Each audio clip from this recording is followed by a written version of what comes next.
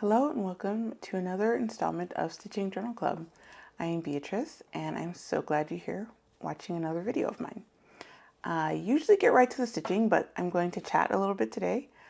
First, to say thank you to everyone who watches my videos and comes back time and time again. I really appreciate each and every one of you. I know I've been a little inconsistent with my output lately, but I'm going to try to get better. Better about that, just for my own sense of routine and order.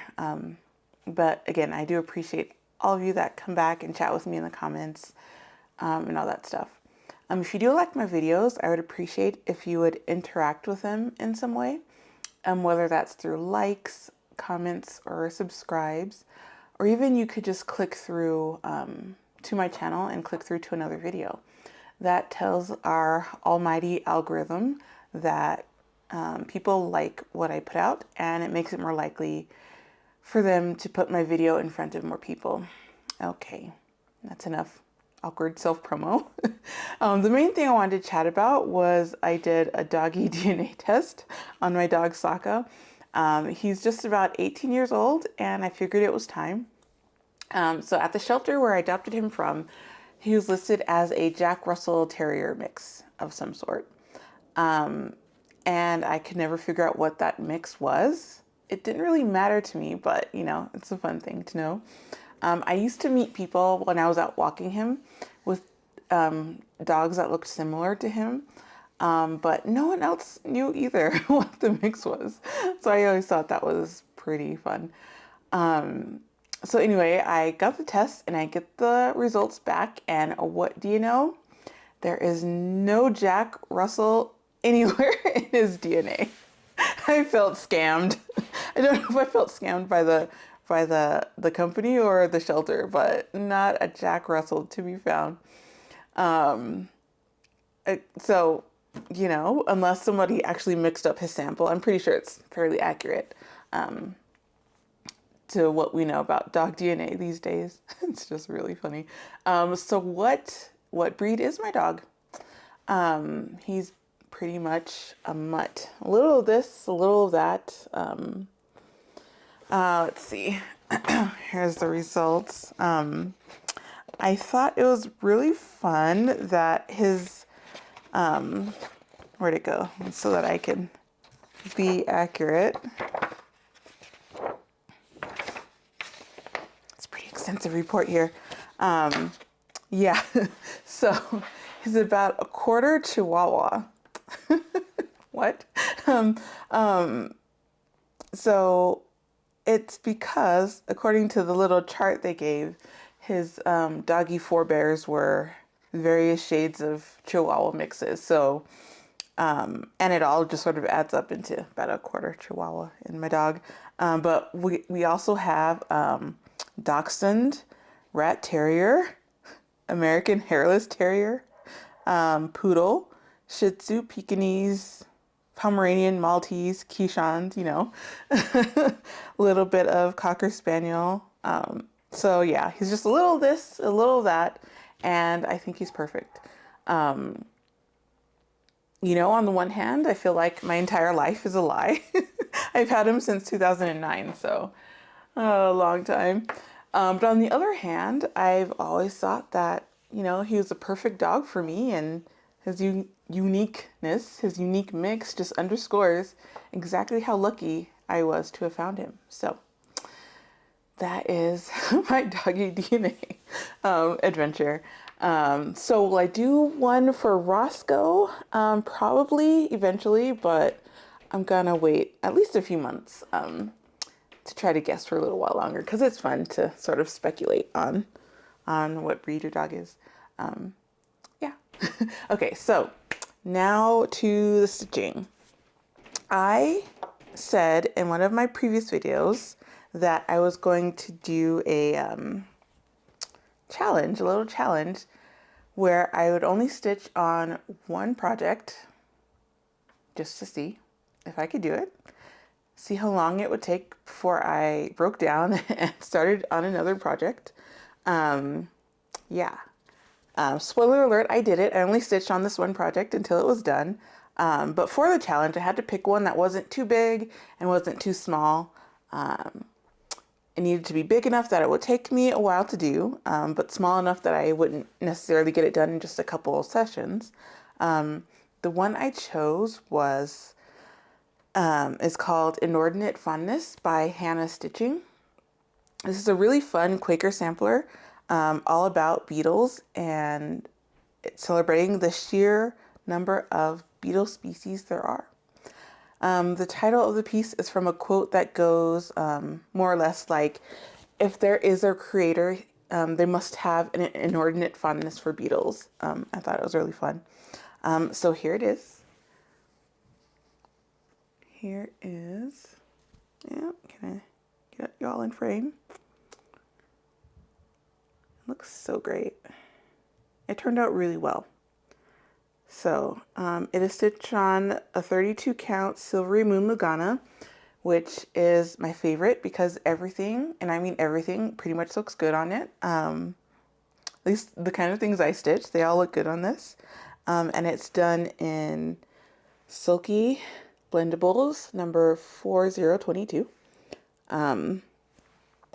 It took me about 5 weeks to finish this, start to finish. It would have taken much less time, but there were a lot of stretches in there just because of life stuff and work stuff that I just didn't stitch for a while. Here it is again. And yeah, it looked great. All the little beetle species, little Quakers. This was a lot of fun to stitch. So the beading around the edge, I decided to do that because, well, it's my second choice. So I have these beetle beads. They're in plastic. That's not showing through well. So I have these beetle beads. Just had them in my stash, and that's better. That focuses better. But they're like, these are just too big to put on the piece. It overwhelms wherever I tried to put it. And so I had my heart set on having some beads on here. So I just decided to put these bluish purple seed beads around the outside. Yeah. It's totally unnecessary, but it makes me happy. So yeah. Will I become a one project at a time stitcher? Probably not. But I will sort of, I think I will. I don't know if, we'll see how it plays out, but I will not be so quick to change projects. Because some of those times when I was not stitching on anything, that would have been a time where I would just switch projects normally. But I think there's value in just pushing through that and not immediately switching to a new project, even if it's a lull for some reason. Right? So, not a whole lot of stitching to talk about. I'll show it one more time. It looks so good. Oh, well, we'll talk about it later. Stay tuned to the end for Journal Club because I have beetle facts. Yes, I do. At the end of the video, you will learn 5 facts about beetles. Not the Beatles, the band. I don't know much about them, but beetles. You'll learn about them. Okay, so next I'm going to do a little segment of haul. I don't do a ton of haul on this channel for various reasons, but I do buy stuff. And I have bought some things since the new year that I thought would be fun to talk about. Yeah, maybe every 6 months I'll do a haul like this if I have enough stuff. So we'll get right to it. I did some shopping on a couple of stores, on Etsy mostly. I got some floss. This is from Stitchy Stuff. This is really fun floss to work with. I got a few colors. This one, I don't know why, but I wanted a floss that was copper penny copper. I don't know why, but I was obsessed with it for a few days and I picked this one. This is called Pumpkin Spice. Maybe I'll remember one day. This one is called Kingfisher. Really nice color. We got Spellbound. I love that. We've got Medieval. And Old World. I really like that. And then also on Etsy, I got Aurifil Aurifloss in just a few colors just to try it out. Because I am nothing if not consistent, I got a nice blue-green and a few variegated colors. So we'll try that. I'm always down to try new floss. And then I have this sort of Halloween-y vibes floss called Monster Mash from Silken Colors. So a good range of colors to add to my stash. So there's that. I got a kit at the beginning of the year. Gecko Rouge was having a sale on some of their charts. So I got this one. It's called Wizard and Deer. That's the artist, Charlie Darling.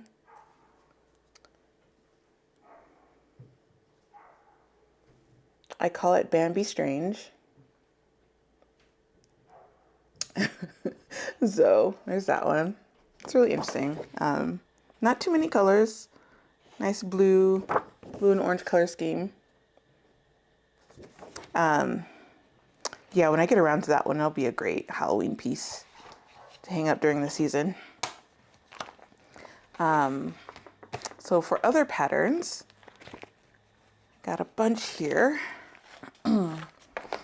Actually, for the rest, I'm gonna do top down. That'll be easier to show. Okay.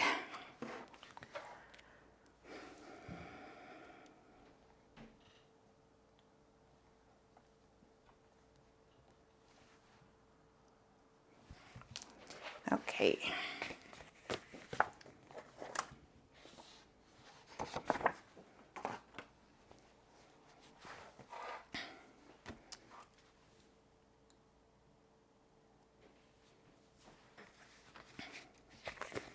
Right, so this first one is called The Birdman Cometh by Little Robin Designs. And it's just bird people doing their things. There's a little dog on the bottom. Hot pink rabbit.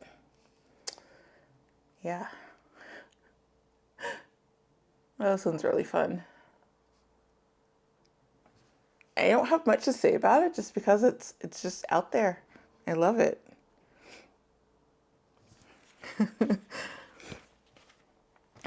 Next is Enchanted Quaker. Should know by now that I love a Quaker and I love some Halloween, so gave me all the Halloween Quaker charts. This is by Luminous Fiber Arts. That's a lot of fun.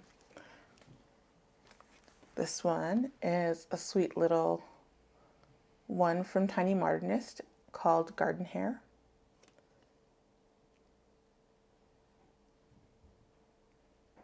This one just makes me smile when I look at it.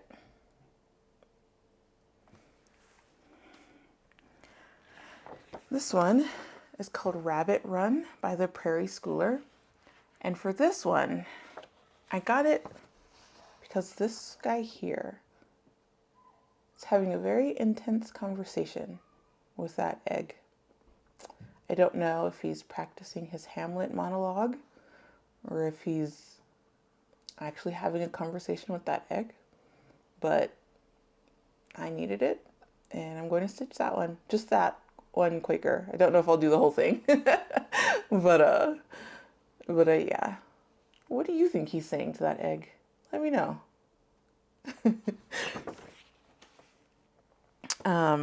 This one is called Starry Night Sampler by the City Stitcher. And I really like this. This one has a bunch of specialty stitches in it, which you can't really tell from the picture, but so some of the border is satin stitches. The name in the middle is a four-sided stitch. And just looking at the chart, I don't really like how some of these specialty stitches work. Like, I don't like four-sided stitch. It just does not appeal to me. And I may or may not do some of those satin stitches, but this queen stitch looks interesting. So I might do that one. But yeah, Starry Night Sampler by the City Stitcher. Okay, moving right along. I got a Blackbird Designs booklet. When the Leaves Fall. Just a bunch of autumn projects. I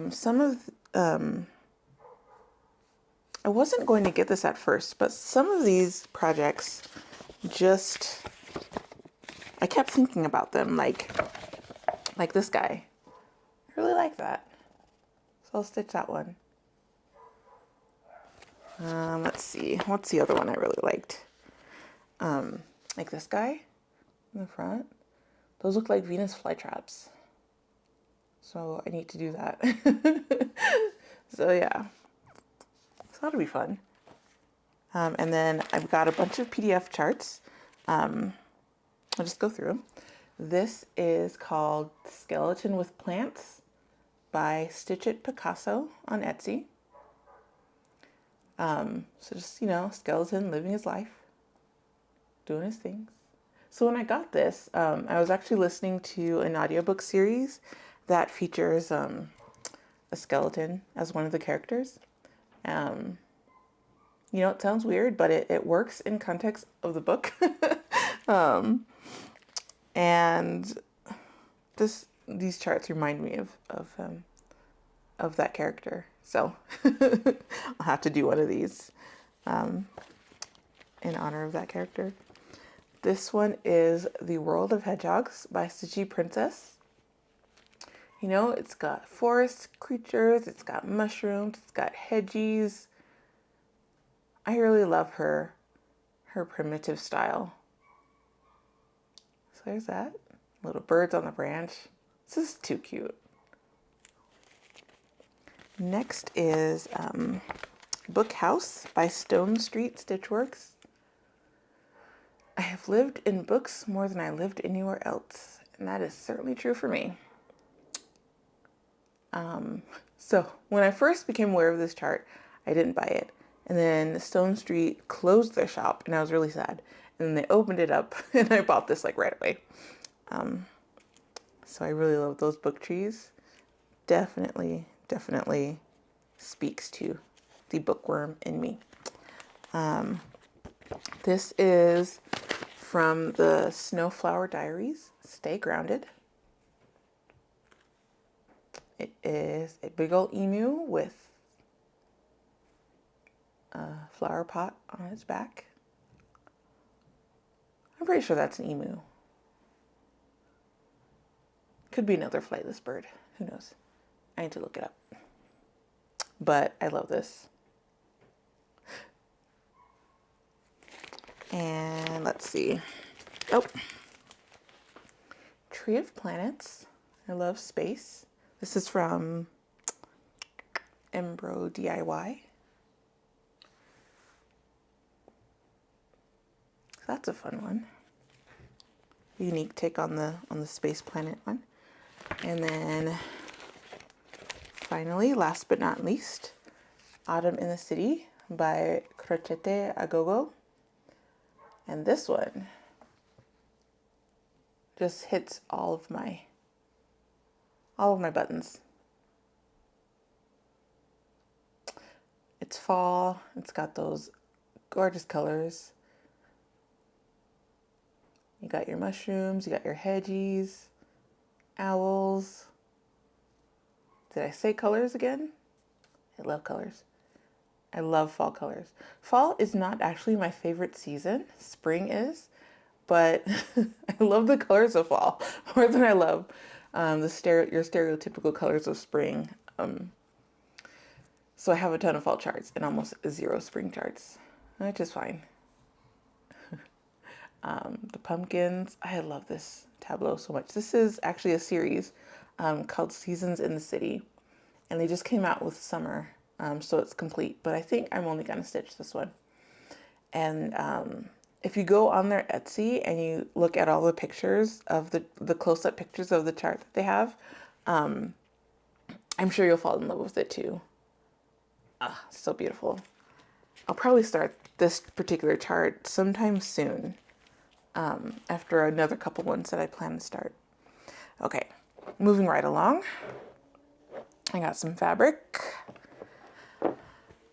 Boom, because who doesn't want more fabric? So I got a bunch of, this is a bunch of 20 count, all of these in various colors. I'm not gonna go through and say all the colors because they're various shades of beige and one gray. So yeah, there's that. So I got these because I find that I quite like stitching on 20 count. So I wanted to increase my stash for more projects. Do on 20 count. And then I got a couple of printed fabric flare fabrics. This one, well, both of these I actually got to try on for specific projects. I don't think this one's gonna work. This sort of flame red, what's it called? Harvest Fire. I'm not sure that this is gonna work for what I wanted it for. But I'm pretty sure this one will. So I'll put that together and see how that works out. All right, last but not least, also at the beginning of the year, I ordered these two books from Amazon Japan. I actually only planned to order this Frog and Toad book, but it felt weird just ordering one book from Japan. So this is what it says, Frog and Toad in cross-stitch form. I don't know how old all of you are, but when I was young, Frog and Toad was one of the first books that we were given to read, and it has stuck with me ever since. I have always been a reader. I just don't remember a time after learning how to read that I didn't enjoy it. But some books just sort of stick with you. And I can't really flip through because they all have the charts right next. Oh, no. They all have the charts right next to the pages. But it's just Frog and Toad. Oh, sorry, I'm just having fun looking through this again. So yeah, it's just Frog and Toad on their adventures in cross-stitch form. So I will definitely... Oh, I'm so happy to have this. So happy to have this. Okay. This is a book of holidays, Japanese holidays. Some Western ones. There are some Halloween charts in there, but a lot of Lunar New Year and stuff like that. So I bookmarked some of the ones that I really liked. So this chart and the flowers. I don't read Japanese, so I don't know. Some of these I don't know what they're for. These are the Halloween charts.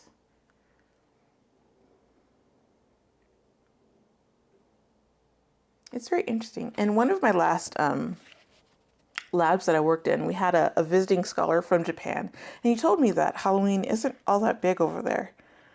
So it's really interesting to see how Japanese artists interpret Halloween. Oh, I really like this one. Cute. And then there's some for the lunar year. At least I think that's what that's about. If it's not, let me know.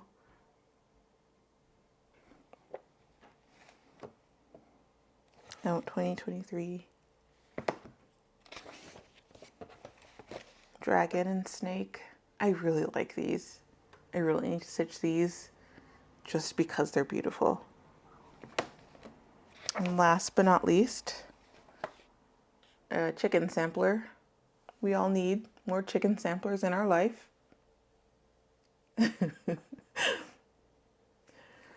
So yeah, that is my haul for the past 6 months or so.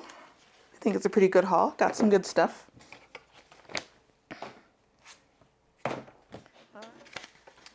All right, so today for Journal Club, I am just going to hit you with 5 or so beetle facts. Beetles are in the order Coleoptera, or Coleoptera, depending on how you pronounce it.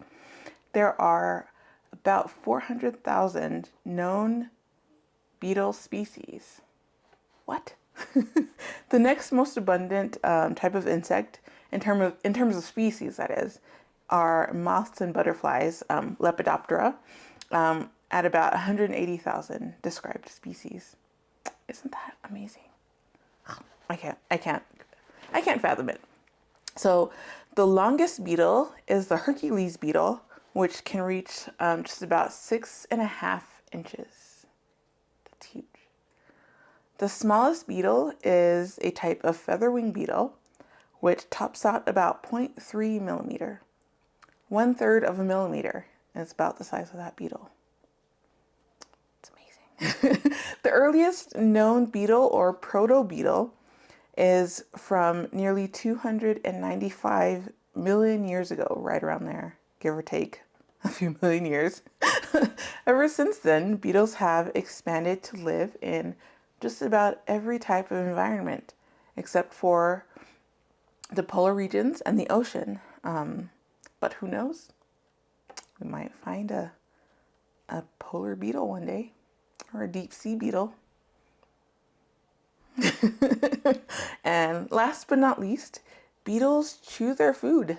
They have, a lot of insects have actually, little mouth parts that chomp their food and eat them before they eat them, instead of just like slurping it down. Beetles are amazing. So I hope you enjoyed our beetle fact journal club. I will be back really soon for another video. I'm glad you could join me, and I hope to see you again soon.